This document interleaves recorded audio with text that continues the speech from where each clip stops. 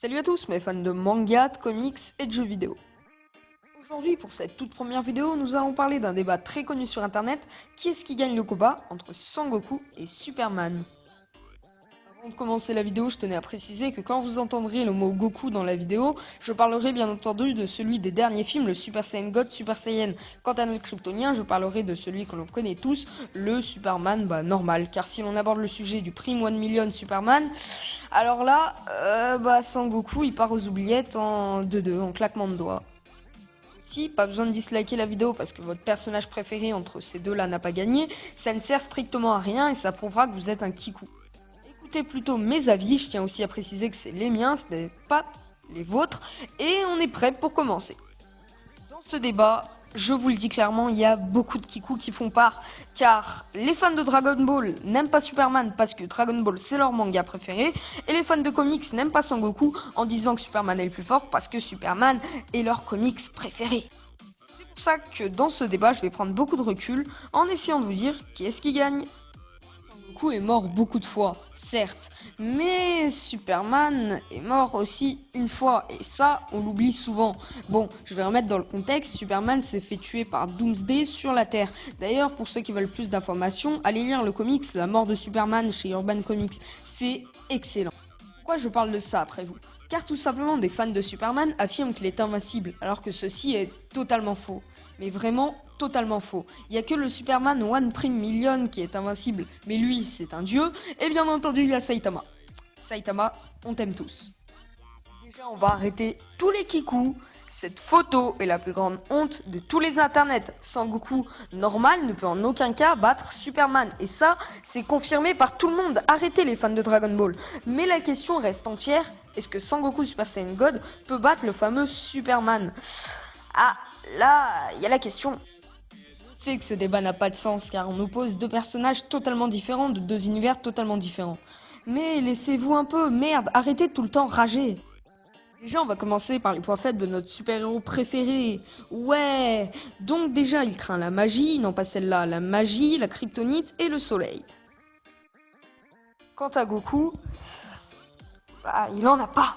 À part peut-être la queue de singe maintenant qu'il n'en a plus, mais aussi peut-être les maladies, vous allez me dire, car dans le tome 32, il a une maladie du cœur, il peut très bien mourir. Mais n'oubliez pas que c'est un extraterrestre comme Superman, donc Superman doit aussi avoir ses maladies au cœur, puisqu'il a un cœur comme tout le monde. Donc en gros, Goku, il n'a pas de point faible, quoi. Un tout petit, c'est le manque de puissance face à un adversaire trop puissant. Voilà. Est-ce qu'on peut qualifier ça d'un point faible? Non, ça arrive à tout le monde d'avoir un manque de puissance dans un comics ou un manga. Pour les personnes qui sont en désarroi avec moi, n'hésitez pas à me dire dans les commentaires ce que vous en pensez de ça.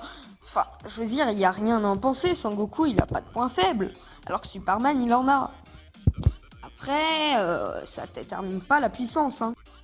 Là, on va entamer un point qui va faire que la barre des pouces rouges va monter très très haut. Eh bien, je vais vous dire quelque chose. Dans les comics, avouez-le, à part peut-être Batman et quelques petits autres exemples, ils ont des pouvoirs à la base et ils ne les exploitent que très rarement.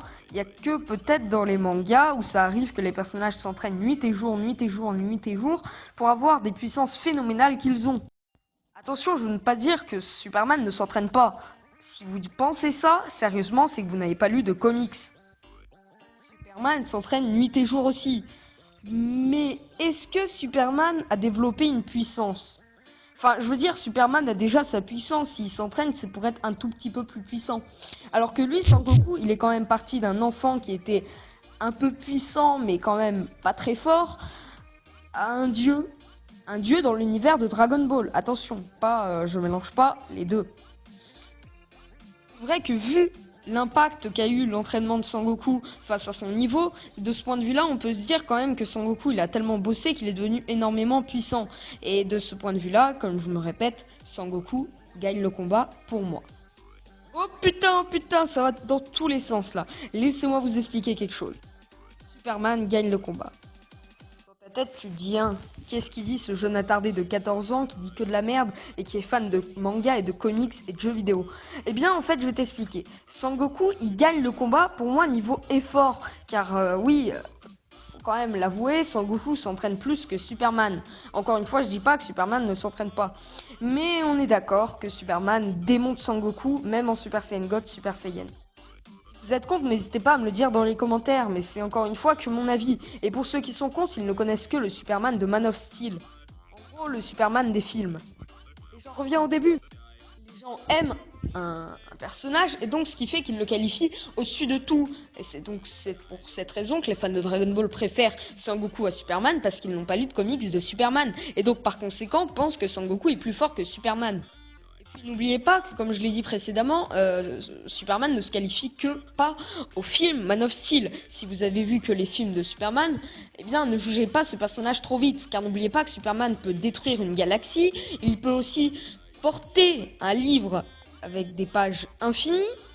Déjà, ça one-shot totalement Goku. Et Superman a eu cette puissance grâce à ses origines, alors que Sangoku aussi, mais il n'a pas eu autant de puissance que lui. Il a dû l'exploiter. Ce qu'il faut retenir de cette vidéo de débat, c'est que Sangoku mérite la victoire, mais Superman le défonce. C'est malheureux, mais c'est comme ça. Dans les comics, généralement, ils n'ont pas besoin généralement de très s'entraîner. Ils ont une puissance phénoménale d'entrée, et après, bon bah, ça se fait au fil du temps. Alors que Sangoku, lui, a dû se perforer niveau puissance, etc., pour arriver à un résultat vraiment convaincant, mais malheureusement, il ne bat pas le Kryptonien qu'on aime tous.